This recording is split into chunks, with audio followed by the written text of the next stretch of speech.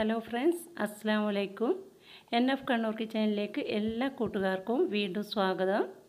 ഇന്നൊരു variety snack recipe ആയിട്ടാണ് ഞാൻ വന്നിരിക്കുന്നത്.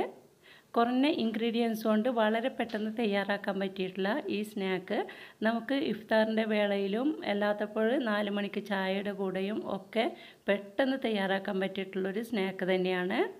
ഇത് നിങ്ങൾ കാണുമ്പോൾ പരിപ്പ് വടയാണെന്ന് വിചാരിക്കേണ്ട, പരിപ്പ് വടയൊന്നല്ല, വളരെ വ്യത്യസ്തമായ രീതിയിലുള്ളൊരു സ്നാക്കാണിത്. അപ്പോൾ എല്ലാവരും ഒന്ന് ട്രൈ ചെയ്ത് നോക്കണം. ട്രൈ ചെയ്ത് നോക്കുമ്പോൾ ഫീഡ്ബാക്ക് അറിയിക്കാൻ മറക്കരുത്. വീഡിയോ ഇഷ്ടമായിട്ടുണ്ടെങ്കിൽ ലൈക്ക് ചെയ്യാനും കൂട്ടുകാർക്ക് ഷെയർ ചെയ്ത് കൊടുക്കാനും മറക്കണ്ട. അപ്പോൾ പെട്ടെന്ന് തന്നെ നമുക്ക് ടേസ്റ്റിയും വെറൈറ്റി ആയിട്ടുള്ള ഈ സ്നാക്ക് തയ്യാറാക്കുന്നത് എങ്ങനെയാണെന്ന് നോക്കാം.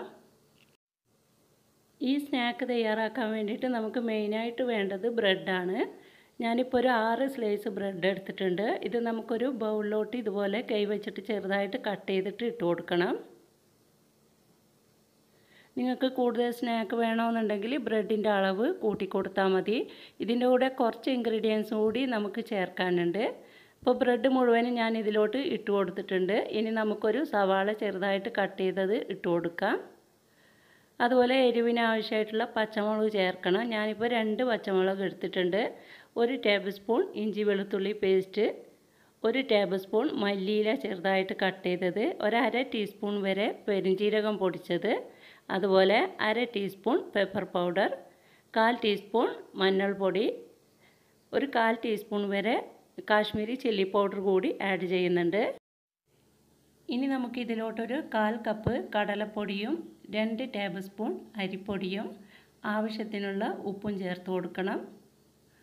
അതിനുശേഷം 2-3 ടേബിൾ സ്പൂൺ മാത്രം വെള്ളം ഒഴിച്ചിട്ട് കൈവച്ചിട്ട് ഇതുപോലെ നന്നായിട്ട് തിരുമ്മി ഒന്ന് കുഴച്ചെടുക്കണം. ഈ സവാളയും ബ്രെഡൊക്കെ ഒന്ന് യോജിച്ച് വരുന്നത് വരെ നന്നായിട്ടൊന്ന് കുഴച്ചെടുക്കാം. വെള്ളം ആവശ്യമാണെന്ന് തോന്നുകയാണെങ്കിൽ മാത്രം കുറച്ച് ഒഴിച്ചു കൊടുക്കാം. ഒരുമിച്ചിട്ട് ഒഴിച്ചു കൊടുക്കരുത്, അപ്പോൾ ബാറ്റർ ലൂസായി പോവും. അങ്ങനെയാകുമ്പോൾ സ്നാക്ക് ഓയിൽ കുടിക്കാൻ ചാൻസ് ഉണ്ട്. അപ്പോൾ നമ്മൾ ഉള്ളിവടയൊക്കെ തയ്യാറാക്കുമ്പോൾ ഉണ്ടാക്കുന്ന ബാറ്റർ ഉണ്ടല്ലോ, അത്രയും തിക്നെസ്സിൽ വേണം നമ്മൾ ഈ ബാറ്റർ തയ്യാറാക്കി എടുക്കാൻ വേണ്ടിയിട്ട്.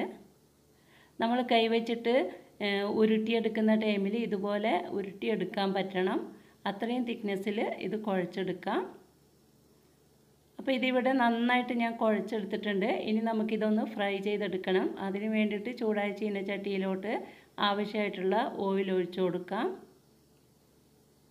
ഓയിൽ നന്നായിട്ടൊന്ന് ചൂടായി വരുന്ന ടൈമിൽ നമ്മൾ ഓരോ കുഞ്ഞു ബോൾസ് ആക്കിയിട്ട് കൈവച്ചിട്ട് ഇതുപോലെ തന്നെ ഒന്ന് പരത്തി കൊടുക്കുക. വിരൽ വെച്ചിട്ട് ഒന്ന് പരത്തിയിട്ട് ഇതിലോട്ട് ഇട്ട് കൊടുക്കാം. നമ്മൾ സാധാരണ പരിപ്പ് വടയൊക്കെ ഉണ്ടാക്കുന്ന അതേ ഷേപ്പിലാണ് ഞാനിപ്പോൾ ഉണ്ടാക്കിയിരിക്കുന്നത്. ഇതിന് പകരമായിട്ട് നിങ്ങൾക്ക് ഉള്ളിവടയൊക്കെ നമ്മളിങ്ങനെ ഇട്ട് കൊടുക്കുമല്ലോ, അതുപോലെ ഉരുട്ടിയിട്ടും നമുക്ക് ഇട്ട് കൊടുക്കാം. ഞാനിതിപ്പോൾ ഒന്ന് കൈ വെച്ചിട്ടൊന്ന് പരത്തിയിട്ടാണ് ഇട്ട് കൊടുക്കുന്നത്. നല്ല ടേസ്റ്റിയാണ് ഈ സ്നാക്ക് കഴിക്കാൻ വേണ്ടിയിട്ട്. പെട്ടെന്ന് തന്നെ നമുക്ക് തയ്യാറാക്കി എടുക്കാനും പറ്റും. നമ്മളിത് ഫ്രൈ ചെയ്യുന്ന ടൈമിൽ മീഡിയം ഫ്ലെയിമിലിടാൻ വേണ്ടിയിട്ട് പ്രത്യേകം ശ്രദ്ധിക്കണം. കാരണം ബ്രെഡ് ആയതുകൊണ്ട് പെട്ടെന്ന് തന്നെ ഇത് കരിഞ്ഞു പോവും. ഇതുപോലെ ഒരു 2-3 തവണ നമുക്ക് തിരിച്ചും മറിച്ചും ഇട്ടിട്ട് നല്ലൊരു ഗോൾഡൻ കളറായി വരുന്നത് വരെ ഫ്രൈ ചെയ്തെടുക്കാം. കാണുമ്പോൾ പരിപ്പ് വടയൊക്കെ പോലെ തോന്നിക്കുമെങ്കിലും നല്ലൊരു ടേസ്റ്റി ആയിട്ടുള്ള സ്നാക്കാണ്. അപ്പോൾ ഇതുവരെ ട്രൈ ചെയ്ത് നോക്കാത്തവരുണ്ടെങ്കിൽ തീർച്ചയായിട്ടും ഒന്ന് ട്രൈ ചെയ്ത് നോക്കണം. നിങ്ങൾക്ക് എന്തായാലും ഇഷ്ടപ്പെടും. നമുക്കിത് ഇഫ്താറിൻ്റെ വേളയിലും അല്ലാത്തപ്പോഴും 4 മണിക്ക് ചായയുടെ കൂടെയും ഒക്കെ തയ്യാറാക്കിയെടുക്കാം.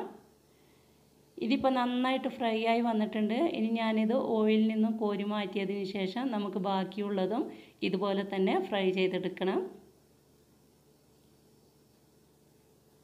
ഫ്രൈ ചെയ്യാൻ വേണ്ടിയിട്ട് അധികം ടൈമൊന്നും ആവശ്യമില്ല. പെട്ടെന്ന് തന്നെ ഫ്രൈ ചെയ്തെടുക്കാൻ പറ്റും.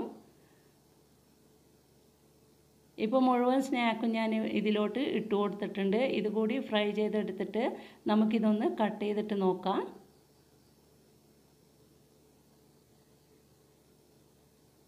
മീഡിയം ഫ്ലെയിമിൽ വെച്ചിട്ട് നമ്മൾ ഇതുപോലെ ഒരു 2-3 തവണ തിരിച്ചും മറിച്ചും ഇട്ട് കൊടുക്കണം. ഹൈ ഫ്ലെയിമിൽ ഇട്ട് കഴിഞ്ഞാൽ പെട്ടെന്ന് പുറം വശം ഗോൾഡൻ കളറായി വരുമെങ്കിലും ഉൾവശം വെന്ത് കിട്ടില്ല. പിന്നെ നമ്മളിതൊന്ന് ക്രിസ്പി ആയിട്ട് കിട്ടാൻ വേണ്ടിയിട്ടാണ് ഇതിലോട്ട് അരിപ്പൊടി ചേർക്കുന്നത്. നമ്മൾ സാധാരണയായിട്ട് ഒറോട്ടിയൊക്കെ ഉണ്ടാക്കുമ്പോൾ എടുക്കുന്ന പുഴുങ്ങലരി പൊടിച്ചതാണ് ഞാൻ ഇതിലോട്ട് ചേർത്തിരിക്കുന്നത്. നിങ്ങളുടെ കയ്യിൽ പുഴുങ്ങലരി പൊടിച്ചത് ഇല്ലെങ്കിൽ പത്തിരി പൊടി ഇട്ട് കൊടുത്താലും മതി. ഇതിപ്പോൾ മുഴുവൻ സ്നാക്കും ഞാനിവിടെ ഫ്രൈ ചെയ്തെടുത്തിട്ടുണ്ട്. കണ്ടല്ലോ, നല്ല അടിപൊളി ടേസ്റ്റി ആയിട്ടുള്ളൊരു സ്നാക്ക് തന്നെയാണ്. അപ്പോൾ എല്ലാവരും ഒന്ന് ട്രൈ ചെയ്ത് നോക്കണം. ട്രൈ ചെയ്ത് നോക്കുമ്പോൾ ഫീഡ്ബാക്ക് അറിയിക്കാൻ മറക്കരുത്. വീഡിയോ ഇഷ്ടമായിട്ടുണ്ടെങ്കിൽ തീർച്ചയായിട്ടും ലൈക്ക് ചെയ്യുക, നിങ്ങളുടെ അഭിപ്രായം അറിയിക്കുക. കൂട്ടുകാർക്കും ഫാമിലിക്കും ഒന്ന് ഷെയർ ചെയ്ത് കൊടുക്കുക. ചാനൽ ആദ്യമായിട്ട് കാണുന്നവരാണെങ്കിൽ സബ്സ്ക്രൈബ് ചെയ്ത് തുടർന്ന് ഞാൻ ചെയ്യുന്ന വീഡിയോസിൻ്റെ നോട്ടിഫിക്കേഷനായിട്ട് ബെൽ ബട്ടൺ കൂടി ഒന്ന് ഇനേബിൾ ചെയ്ത് വെച്ചേക്കണം. ഇതെൻ്റെ 15ാമത്തെ റംസാനിലെ 15ാമത്തെ റെസിപ്പിയാണ്. അപ്പോൾ പ്രീവിയസ് വീഡിയോസൊക്കെ ഒന്ന് കണ്ടു നോക്കണം. ഇൻഷാ അല്ലാഹ് അടുത്ത വീഡിയോയുമായിട്ട് നമുക്ക് നാളെ കാണാം. അതുവരെ എല്ലാവർക്കും താങ്ക് യു.